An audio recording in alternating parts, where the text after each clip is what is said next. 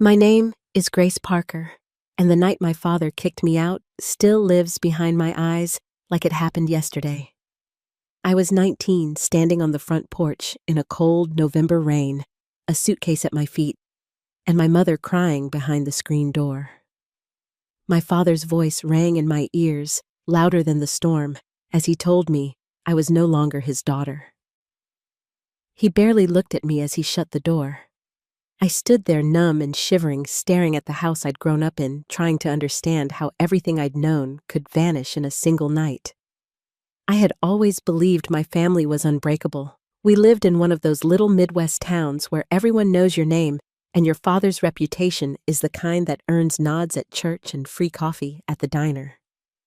My mother baked pies for the church fundraiser every month. My older brother Luke was a star athlete, and our house had a perfect white fence that never needed repainting. People looked at us and saw a family worth admiring. What they never saw was the silence at our dinner table, the pressure to never make mistakes, and the secret I carried that would end up tearing everything apart. That night, the rain soaked through my jacket while I listened for the lock clicking behind me. I remember the metallic taste of fear and the way my knees wanted to buckle under the weight of what had just happened. It's strange how you can feel completely hollow and crushed, yet know somewhere deep inside that you will have to keep moving. I looked up at the cloudy sky, mascara streaking my cheeks, and wondered if anyone else had ever lost everything in the space of a single breath. If you've ever felt the ground vanish under your feet, if you've ever watched the life you built collapse in an instant, then you know the kind of pain I'm talking about. I want to thank you for clicking on this video and being here to listen. If my story hits home for you, or if you've ever faced a moment where you had to start over from scratch, I hope you'll hit that like button or subscribe so you can walk this journey with me. It helps more than you know. I promised myself the night I left home that I would never hide my story, no matter how ugly or raw it got. Sometimes, the hardest truths are the ones we keep inside the longest. My family always preached honesty and forgiveness, but when I needed those things most, all I got was judgment. I'd been holding a secret for weeks, terrified of what would happen if it ever came to light. When my father found out, I didn't even get the chance to explain before he made his decision. There was no space for questions, just a single brutal verdict. I was out. That first step down the front stairs felt heavier than anything I'd ever carried. I was alone, terrified, but too proud to let myself fall apart where my family could see. I remember thinking, as I walked away from the only home I'd ever known, that nothing would ever be the same. There are moments in life that split your story in two, before and after. This was my after. If you've ever faced a moment that changed everything, I'd love to hear your story in the comments. We're not alone, no matter how much it feels like it in those darkest hours. This is just the beginning of mine, and I'm inviting you to walk with me. If you looked at my childhood from the outside, you'd probably think it was picture perfect. Our house sat at the end of Maple Lane, with flower beds that always bloomed in spring, and a porch swing that creaked softly on summer nights. My dad, Frank, was a fixture in our small town. He ran the local hardware store, coached Little League, and led prayer at church every Sunday. People trusted him with their stories, their worries, and the keys to their broken lawnmowers. My mother, Linda, was the kind of mom who baked cinnamon rolls from scratch and knew every neighbor by name. She kept the family running like a well-oiled machine, always gentle, but somehow, everywhere at once, the last light off at night and the first up in the morning. Then there was Luke, my older brother, the star of every family photo. He played varsity football, brought home straight A's, and got his Eagle Scout badge before he could drive. Teachers would stop me in the hallway just to ask, "Are you Luke Parker's sister?" It always made me proud, but also a little bit smaller each time. At home, Luke and my dad talked sports and business while Mom and I made salads in the kitchen, listening from the edge of things. I tried hard to be the daughter they could brag about, but I always felt like my best went unnoticed. If Luke got a B, it was a rare slip. If I brought home an A minus, there was always a suggestion for improvement. Our family calendar was filled with barbecues, potlucks, and church picnics, the kind where everyone smiled for photos and nobody mentioned anything unpleasant. On Sundays, we dressed in our best and sat in the second pew, my father's hand firm on my shoulder, my mother humming hymns softly under her breath. Afterward, we'd go to the diner for pancakes and hot chocolate, and my dad would shake hands with everyone talking about the weather and the next big game. In those moments, it felt like nothing could touch us. Our house was always full of laughter during game nights, with popcorn bowls and Monopoly boards spread across the table. But underneath the laughter, there was a set of rules we all understood, but never spoke out loud. Don't disappoint. Don't draw the wrong kind of attention. If something bothered you, you learned to smile through it. My parents never yelled, but I could always tell when I'd let them down by the way Dad's eyes narrowed or Mom's voice got just a little too soft. The house was so quiet when things went wrong. I learned early that it was better to be helpful to be invisible than to risk making trouble. The pressure to be perfect didn't come from one big moment. It crept in slowly, disguised as praise and pride. I remember once spilling milk at breakfast and the way my father's lips pressed together. He didn't scold me, but he didn't have to. His silence was enough to make me wish I could disappear. At school, I worked hard for grades and tried out for chorus and debate, but it always felt like I was just filling in the gaps around Luke's spotlight. If I did something well, my mom would smile and say, "That's my girl." But there was never the same gleam in her eyes as when she watched Luke win another trophy. Sometimes I'd sneak out to the backyard at night just to sit on the swing and listen to the crickets, letting myself breathe for a few minutes away from all the expectations. I loved my family and felt safe with them, but there was always this thread of fear underneath. What if I made a mistake that people could see? What if I embarrassed them or ruined the good name my dad worked so hard to build? The thought haunted me even as a kid. The older I got, the more I realized how much of myself I was keeping hidden just to fit into the space my family had carved out for me.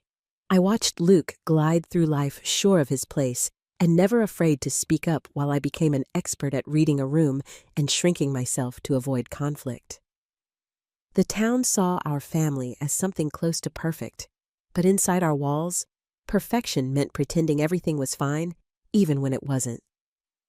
Looking back, I know my parents loved me in their own way. They provided everything I could ever need and made sure I felt safe. But love in our house was something you earned by following the rules, by meeting the standard, by never asking for too much. I used to lie awake at night and wonder what would happen if I ever really messed up. Would they still love me? Or would the need to keep up appearances come first? It's hard to explain how lonely you can feel in a house full of people who expect so much. I spent so many years wanting nothing more than to make them proud. But deep down, I was always scared of letting them see who I really was. That fear grew bigger the older I got, until it became almost a part of me. If you've ever felt invisible in a crowd, or wondered whether your best would ever be enough, then you'll understand why the pain of losing my family cut so deep when it finally happened. I met Eli Turner in the back row of Mrs. Benson's 11th grade English class, a place where kids with loud laughs and tired eyes ended up together by default. He had this battered old notebook pages bent and covered in scribbles, and when he smiled, it was always crooked, like he wasn't used to anyone noticing. Eli's life hadn't been easy. He lived with his grandfather in a little house that needed new siding, worked nights at the gas station, and wore hand-me-down clothes that never quite fit. None of that stopped him from looking straight into your eyes when he talked like he really wanted to know who you were underneath it all. We started as project partners for a Shakespeare essay, which turned into hours of talking about everything but schoolwork. Late at night, after homework was done and my parents were asleep, I'd sit by my bedroom window with my phone pressed to my ear, listening to Eli tell stories about the music he loved and the places he dreamed of seeing. He played guitar, taught himself from YouTube videos, and his fingers were always tapping out chords on the desk or his jeans. The first time he played for me, it was outside the public library, just the two of us on the steps while the sun went down. His voice was rough and beautiful, and I remember thinking that nobody in town really knew the real Eli but me. Being with him felt like standing at the edge of something big and unknown. We'd drive out to the old water tower and lie on the hood of his truck, staring up at the stars, talking about how we'd leave town someday. Eli wanted to write songs that mattered and play on real stages, not just in the garage. I dreamed of college, of living in a city where I could finally be myself without worrying about what people thought. Every time he squeezed my hand, it felt like he was passing a little bit of his courage to me. Our romance wasn't the kind that exploded in public. It grew quietly, little moments piling up into something that felt strong enough to hold both of us. He'd leave notes in my locker, tiny sketches, pieces of lyrics, silly inside jokes. Sometimes I'd find a daisy tucked into my bag after a tough day, and I'd know Eli had been there. We didn't rush anything. Both of us carried a lot of fear, he of being left behind, and I of disappointing everyone I knew. But we trusted each other in a way that made even the smallest things, like sharing fries at the diner or listening to the same old playlist, feel like our own secret world. Looking back, I can see how falling in love with Eli made me brave. He saw me for who I really was, not just the girl trying to fit into someone else's perfect picture. Together, we dreamed out loud, planning for a future that felt almost possible when we were together. For the first time, I believed I could have more than what life had already handed me, and I wanted that more than anything. The day Eli told me he was sick, I knew before he even said the words. He'd lost weight fast, and his eyes carried this heavy kind of tired I hadn't seen before. We sat in his grandfather's kitchen, sunlight streaking through old lace curtains, and he looked at his hands for a long time before he finally said it. He had lymphoma. He'd tried to hide it, brushing off the bruises and the nights he could barely get out of bed because he didn't want to scare me or worry his grandfather any more than he already did. I wanted to scream, to shake him for not telling me sooner, but all I could do was hold his hand and promise I wouldn't go anywhere. We spent those next few weeks in a haze, shuttling between doctor's visits and hospital rooms, counting down cycles of chemo instead of school breaks. Eli kept his spirits up for me, cracking jokes about hospital food, making faces when the nurse wasn't looking. But in the quiet moments, I could see the fear he tried to hide. One night, when the rain tapped against his window, he asked me if I was afraid of death. I told him yes, but I was more afraid of losing him. He squeezed my hand so tightly it almost hurt and said, "I just want to leave something behind, Grace. I don't want to disappear." We talked for hours about what that meant. For Eli, leaving something behind wasn't about trophies or songs or his name on some wall at school.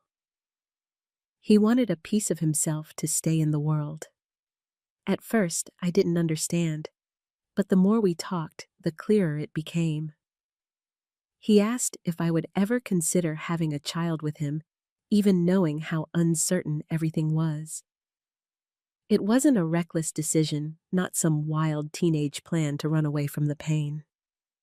It was a quiet, fierce kind of love, both of us knowing what we were choosing and why.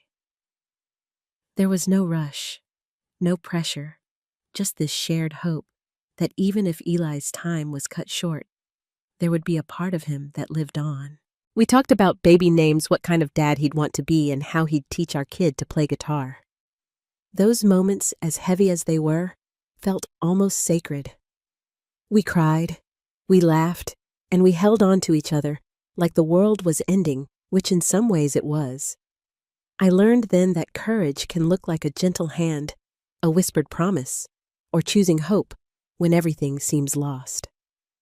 Looking back, I know people would question our choice, maybe call it foolish or selfish. But when you love someone with your whole heart and time feels like it's running out, you hang on to what you can. For us, it was love and hope, and the chance to leave behind a piece of both. I knew something was wrong the moment I walked into the house and saw my mom's face. She was sitting at the kitchen table staring down at a pink stick laid out like evidence. The air felt heavy, almost thick enough to choke me. My dad stood at the head of the table, fists pressed into the wood jaw, clenched so hard his face shook. Luke hovered behind him, arms crossed, and eyes full of something between anger and disbelief. My mom's voice was almost a whisper as she said my name. Her hands trembled as she pushed the test toward me. I opened my mouth to speak, but my father cut me off before I could even breathe. "How could you?" he demanded, voice cracking with rage. "After everything we taught you, after all the sacrifices, this is how you repay us." His words hit like cold water, burning and numbing at the same time. I tried to steady my voice. "Dad, please let me explain. It's not what you think." But he wouldn't hear it. He kept going louder, angrier. "Who is he? Was it Eli?" His eyes narrowed. "I let that boy in my house. I trusted you." Mom buried her face in her hands, sobbing. I could see the disappointment roll off her in waves. Luke didn't say much at first, just glared at me like he couldn't believe his sister was capable of something so shameful. The words family disgrace and what will people think started bouncing off the walls. I tried to explain, my voice shaking. "Eli is sick. He has lymphoma. We just wanted—" My father slammed his fist on the table. The sound made us all jump. "Don't you dare use pity to excuse this. You made your choice." I wanted to tell them everything to make them see how scared and in love we were, how none of this was careless or rebellious. But nothing I said mattered. My mother just cried harder. My father's face grew redder with every second. Luke finally spoke up, his voice colder than I'd ever heard. "You know what this will do to Dad's reputation? To the store? How are we supposed to face anyone at church?" In that moment, I felt smaller than I'd ever been. My whole life had been about making them proud, and now their shame filled every corner of the kitchen. I tried once more, voice barely above a whisper. "He wanted to leave something behind. I couldn't let him go without—" But my dad didn't let me finish. He stood up his chair, scraping loudly against the tile. "If you walk out that door, you're no longer my daughter." The words hung in the air, heavier than anything he'd ever said. I looked at my mom for help, but she just shook her head, tears streaming down her cheeks. I don't remember walking to my room. I just remember packing in a haze, hands shaking, my mind stuck on the last thing my father said. The house that was always so safe and warm now felt colder than the world outside. For the first time, I realized love in my family had limits, and I'd just reached the end. As I closed my bedroom door behind me, I could hear them arguing downstairs. My heart pounded so hard I thought it would break right through my ribs. I wanted to scream, to beg them to see me, to love me anyway. But I stayed quiet, swallowing the heartbreak, already knowing I was on my own. The rain was still falling when I dragged my suitcase to the car, my hair plastered to my cheeks and my fingers numb. I didn't let myself look back at the house. I just pressed the keys into the ignition and tried to breathe, heart pounding, with a mixture of shame and disbelief. I'd always thought if the worst happened, if I ever really messed up, my parents would still be there. But as I pulled away from Maple Lane, every light in the house stayed dark behind me. I parked under the blinking street lamp at the corner grocery, fumbling through my contacts until I found Eli's mom's number. My voice shook as I left a message asking if I could stay for a little while. The minutes stretched on my chest tight with panic until her text finally popped up. "Of course, honey. We'll leave the porch light on." That kindness hit me harder than any of the harsh words I'd just left behind. I pressed my forehead against the steering wheel and cried in a way I never had before. There was no hiding, no holding back. I let the tears come, my hands shaking as I tried to make sense of what had happened. After a while, when my breathing finally slowed, I looked down and rested my hands on my stomach. My whole life, I'd done what was expected. I'd never crossed the line, never rebelled, never given my parents a reason not to trust me. But here I was, cast out for loving someone and daring to hope for more. I whispered a promise to the tiny life inside me. I will never leave you. I don't care what it takes. You will never feel as alone as I do right now. Sitting there in the dim glow of the dashboard, the anger slowly started to mix with something steadier. I felt the first hint of a stubborn strength rising up from the deepest part of me. I might have been unwanted in one home, but I wasn't giving up on this new one growing inside me. I pulled myself together, wiped my face on my sleeve, and started the car. Each mile toward Eli's house was one step away from who I'd been and one step closer to who I would have to become. That night, as I lay awake on Eli's mom's old couch, I listened to the rain on the roof and tried to picture the future. I was terrified, but I knew there was no going back. I had nothing but a few bags, a bruised heart, and a fierce, aching love for the child I was already determined to protect. Even in that emptiness, I could feel something new growing inside me. I wasn't just running anymore. I was choosing for the first time to fight for myself and the life I was carrying. I hit bottom fast after leaving home. Eli's mom did what she could, but her house was already crowded and the hospital bills kept coming. I spent most days riding buses across town, filling out job applications, my belly growing bigger as my savings shrank. When I finally landed a shift at a diner, I thought I'd caught a break. But standing on my feet for hours left my ankles swollen and my back screaming. I'd come home exhausted, but Megan, a waitress I barely knew from school, noticed. She slipped me her address and said, "If you need a place, my couch is yours." She didn't ask questions, just handed me a pillow and a glass of water, and made space in her tiny apartment for someone else's troubles. We became our own team of two single girls, helping each other through sleepless nights, split paychecks, and the worry that comes with being young and broke and scared. Some nights, I'd stay up listening to Megan's toddler babble, letting it drown out the fear in my own head. But no matter how hard I tried to stay strong, Eli's health kept getting worse. His hair fell out, his skin turned pale, and the music he used to play for me faded into the whirring of hospital machines. He tried to keep smiling, making jokes about the nurses, and promising he'd get better, but I could see the truth in his tired eyes. One afternoon, he pressed his favorite guitar pick into my palm, closed my fingers over it, and whispered, "Keep this. Play for both of us. Okay?" Losing Eli was a pain I can't put into words. He was my best friend, my safe place, and now he was gone. I left the hospital feeling hollow and cold, clutching that guitar pick like it was a lifeline. The next days blurred together in a fog of grief and survival. Megan did her best to help covering rent when I couldn't, sharing her groceries and telling me I could do this even when I didn't believe her. There were nights I cried so hard I thought I'd never stop. But in the morning, I'd get up, tie my shoes, and go back to work because I didn't have any other choice. Giving birth alone in a hospital room full of strangers was both terrifying and beautiful. The nurses became my family for a few hours, holding my hand and telling me when to push. When I heard my son's first cry, I thought my heart would burst. Mason was so small, but his grip was strong, and I held him close, whispering to him that we'd figure it all out together. The first weeks at Megan's were a blur of diapers, midnight feedings, and fear that I'd mess everything up.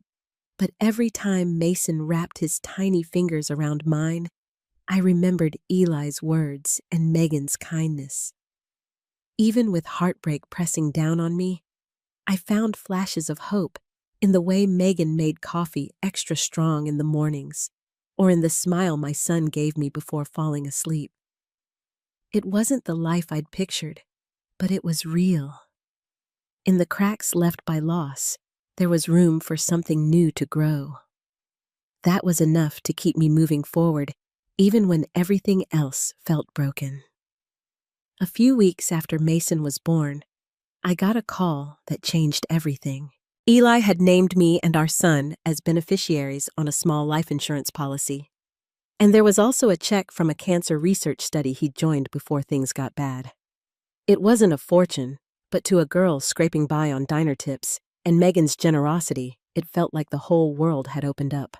For the first time in months, I could breathe. I paid off the hospital bill, stocked up on diapers and formula, and tucked the rest away for a rainy day.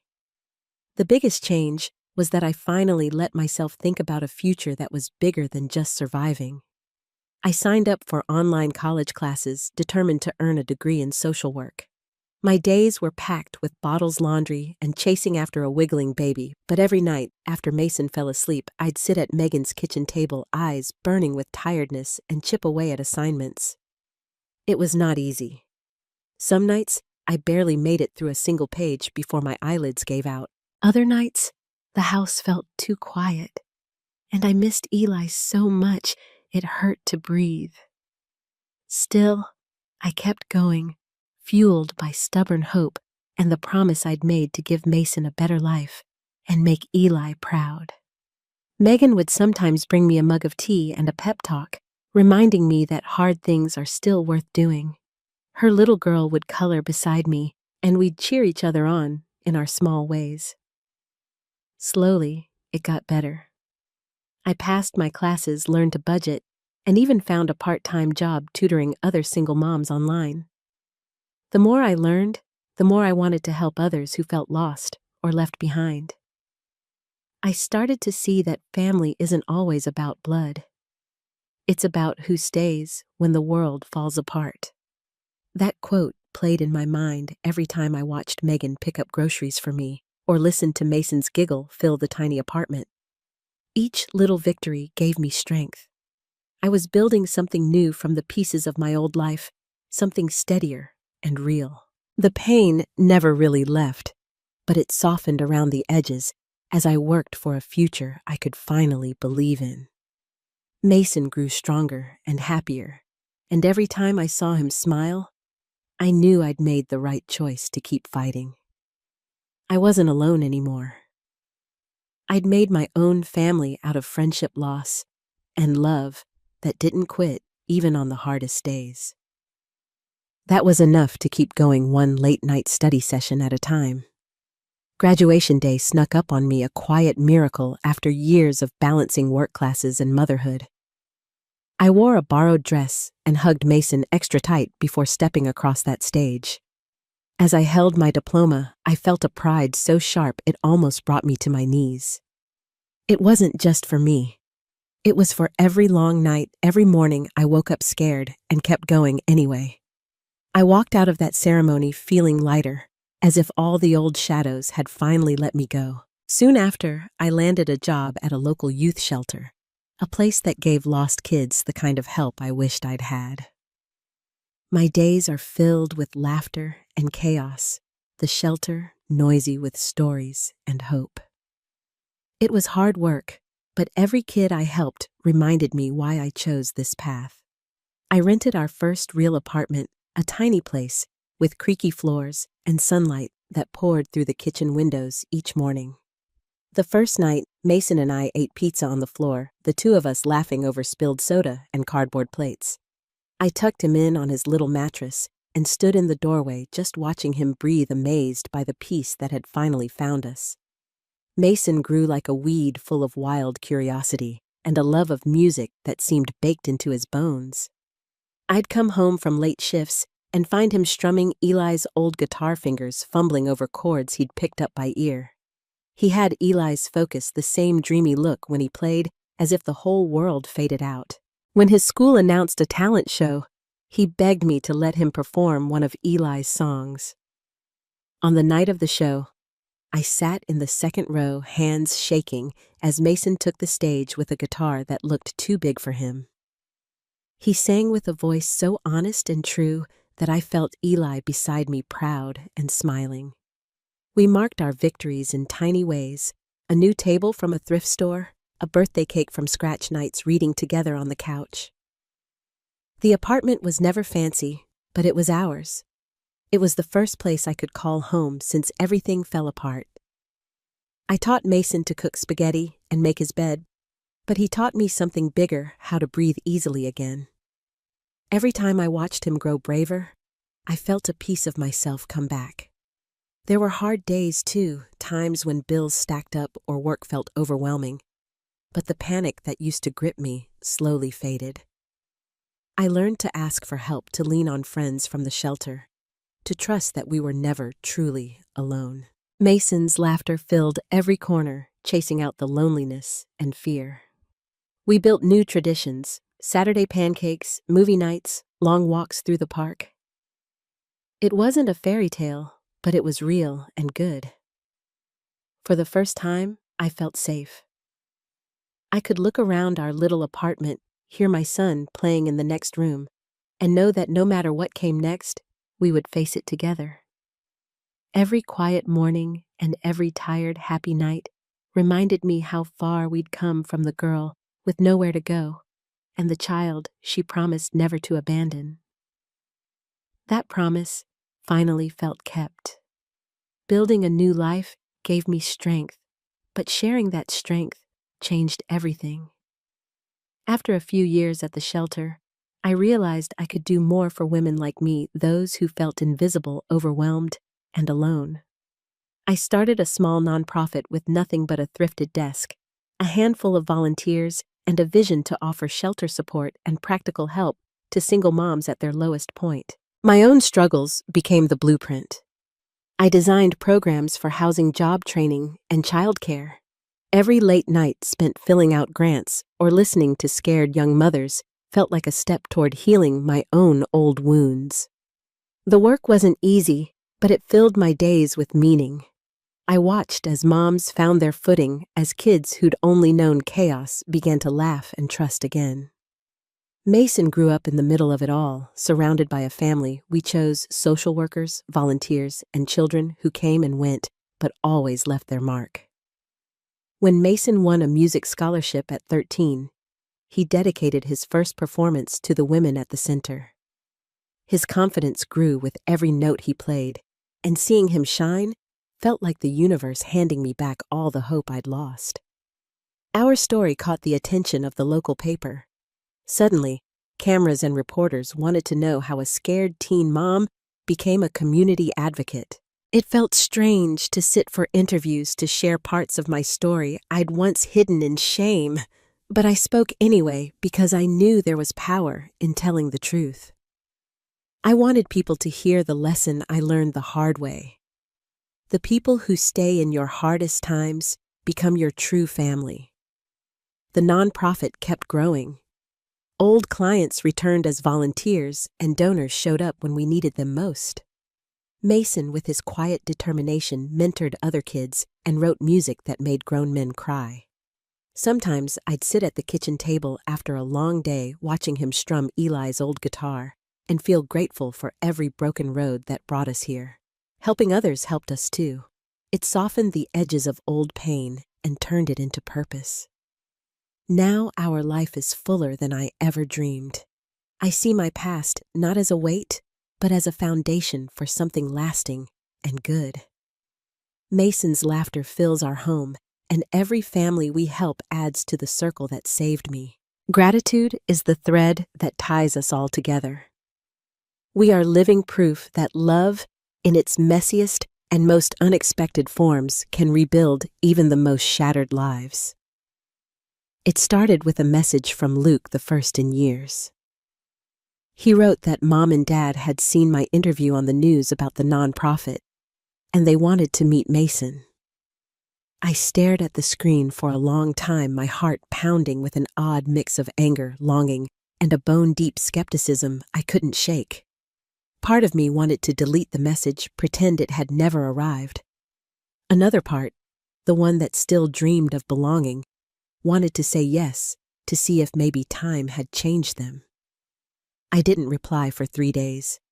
I walked circles through my living room, replaying every memory of those last months at home, the sound of my father's voice, the look in my mother's eyes, Luke's back as he walked away. I tried to picture what it would be like letting them meet my son, a boy they'd never wanted to know. The ache was old, but sharp, tangled with anger, and a childlike hope I'd tried to outgrow. Finally, after a long talk with Mason and a late-night conversation with Megan, I told Luke we could meet at my house on my terms with no promises. The morning they were due to arrive, I cleaned until my hands hurt, then sat on the edge of the couch, wondering if I'd regret letting the past through my front door. Mason practiced a song in his room, pretending not to be nervous, but I saw him checking his hair in the hallway mirror. When the doorbell finally rang, the sound sent my heart into my throat. I opened the door, and there they stood, older and smaller than I remembered, as if the years had shrunk them. My mom wore her favorite blue sweater, her hair grayer than before. My dad used a cane, his face lined and tired. Luke lingered behind them, looking everywhere but at me. We stood for a moment, a family split open by time, none of us sure how to begin. My mother stepped forward first, her voice trembling. "Grace, thank you for letting us come." I nodded, not trusting myself to speak, and motioned them inside. Mason came out then, tall and lean, the spitting image of Eli at 16, and the room went silent. My mom's hand flew to her mouth.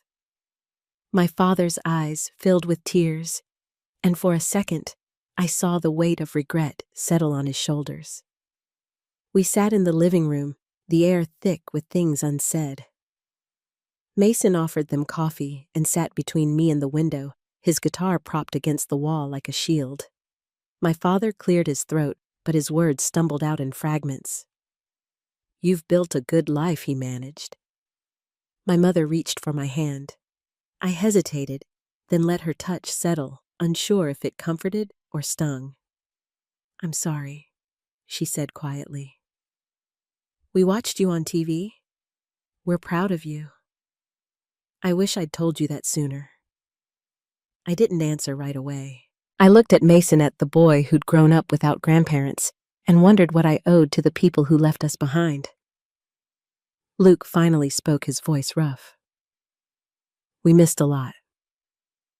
I'm sorry for my part in that, Grace." I wanted to lash out, to tell them how hard it had been, how many nights I'd wanted them to reach out. Instead, I took a slow breath and let the silence work for me. My father finally broke, his hands shaking as he spoke. "We chose pride over love. It was our biggest mistake." Those words hung between us, heavier than any apology. I felt something loosen in my chest, pain and relief twisted together. "It hurt," I said, my voice soft. "I needed you, and you turned away." My mother cried then, reaching for Mason, who let her hug him, stiff at first, then softening just enough. We talked for a long time, not about the weather or the nonprofit, but about the years lost and the things we'd all carried alone. My father admitted his fear, his stubbornness, and how regret haunted him. My mother told stories I'd never heard about, nights she lay awake wishing she'd had the courage to fight for me. Luke said he'd been too ashamed to face what he'd done, and that seeing me on TV brought it all back. It wasn't a perfect conversation, and forgiveness didn't bloom right away. We moved carefully, words like stepping stones over a river of old hurt. Mason watched it all quietly, taking in the shape of his family and all its cracks. When it got too heavy, he picked up his guitar and played one of Eli's songs. The music filled the gaps between us, softening the sharp edges, reminding us of what we'd lost and what we might still find. Before they left, my father asked if they could come again, maybe meet Mason for lunch, or watch him play at his next show. I said yes, but with boundaries. I told them trust would take time, that I couldn't pretend the past never happened. My mother agreed, promising patience and honesty. We stood on the porch as the sun dipped low, and for the first time, I felt something almost like hope. When the door closed behind them, I leaned against it, heart pounding, but lighter than before. Mason hugged me and whispered, "You did the right thing, Mom." I knew he was right. The past would never be tidy, but facing it together made the future seem a little less lonely. In the days that followed, I found myself thinking less about what I'd lost and more about what I could still build. Forgiveness, I realized, is not a gift you give to someone else. Sometimes it's the only way to set yourself free. The weeks after that reunion moved slowly, like sunlight creeping across a cold room. My parents called every Sunday, sometimes unsure what to say, sometimes quiet for long stretches, but always there on the other end. I watched Mason grow comfortable with them in tiny ways, texting my mom about his favorite bands or calling my dad for advice on his guitar. We took careful steps, meeting for coffee or a walk in the park, never rushing anything, letting the new version of our family find its rhythm. When Mason's next school concert rolled around, I sent an invitation and didn't know if my parents would come. That night, I saw them in the front row sitting beside Megan and her daughter, all of them cheering as Mason took the stage. He played with confidence, the music swirling through the auditorium, and when he finished, my parents stood with everyone else, their faces proud and teary. I realized then how much these small acts mattered, each one laying another brick in the bridge we were trying to build back to each other. Thanksgiving arrived with the first real snow. This time, our table was crowded with people I loved. Megan and her daughter, a few moms from the shelter neighbors who'd become family, and my parents, who brought a pie and a quiet willingness to listen. We held hands before dinner, a tangle of old and new connections, and I felt the warmth of forgiveness spreading through the room. My mom and Megan traded recipes. My dad laughed at Mason's jokes. For the first time, it didn't matter who shared my last name. We were all family bound by choice and kindness. There were still hard moments, and sometimes the old pain would sneak up when I least expected it. But now, I let it pass through me, knowing that the wounds would heal stronger if I didn't try to hide them. My parents apologized often, not with grand gestures, but in the way they showed up and tried again. Trust grew slowly, watered by honesty and the soft persistence of everyday love. Mason taught them to play simple songs on the guitar, and I watched as laughter started to fill in the cracks left by silence. I saw my family not as something I'd lost, but as something I was allowed to remake. I let go of needing things to be perfect, accepting the past as a part of who we all were. Our lives tangled together, not out of duty, but out of genuine care and hope for what could come next. By the end of that winter, I felt peace settling in for the first time in years. My family was bigger than the people I was born to. It was built from forgiveness, second chances, and the courage to let new love grow where old hurt had lived. Looking back on everything, I sometimes can't believe how far I've come from that scared girl standing in the rain with nowhere to go. Every step of this journey has taught me something about strength, how it isn't always loud or heroic, but often quiet, steady, and found in the middle of the night when you think you can't go on. I've learned that resilience is not about bouncing back to what you once were, but about growing into someone new after the world has changed around you. Kindness, I've discovered, is the thread that ties broken lives back together. It's not always the grand gestures, But the little ones, a friend sharing her couch, a nurse squeezing your hand, a child's sleepy hug in the dark. Those moments carried me through heartbreak and loss. They reminded me that even when you feel invisible or unwanted, you can still be seen and valued by people who choose to show up. It was kindness that helped me build a new family, one piece at a time, until I could stand tall in my own story. The biggest lesson I want to share is about worth. For a long time, I believed my value depended on being accepted by my parents, on fitting into the life they planned for me. But I found out that your worth doesn't come from anyone else's approval. It lives inside you.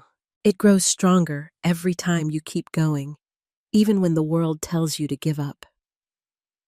If you're listening to this and you've ever felt small, invisible, or cast aside, I want you to know you're not alone. Your story isn't over just because someone else walked away. Sometimes losing everything you thought you needed is what finally shows you what you're capable of. Pain will change you, but it doesn't have to break you. You get to decide who you are, and you have the power to fill your life with love, purpose, and new beginnings. I'm living proof that even when the old dreams fall apart, something unexpected and beautiful can grow in their place. Now I want to hear from you. Have you ever faced a moment when everything seemed lost? A rejection, a heartbreak, a door slammed shut? How did you survive it? Did you find your strength in the struggle? Or are you still searching for it now? Please share your story in the comments. I read everyone, and you never know who might find hope in your words. If my story touched you, or if you know someone who needs a reminder that they can keep going, please subscribe, like, or share this video. We build this community together, and every voice matters. Remember, sometimes the people who leave your life give you the freedom to find your own strength. That freedom is where your story truly begins.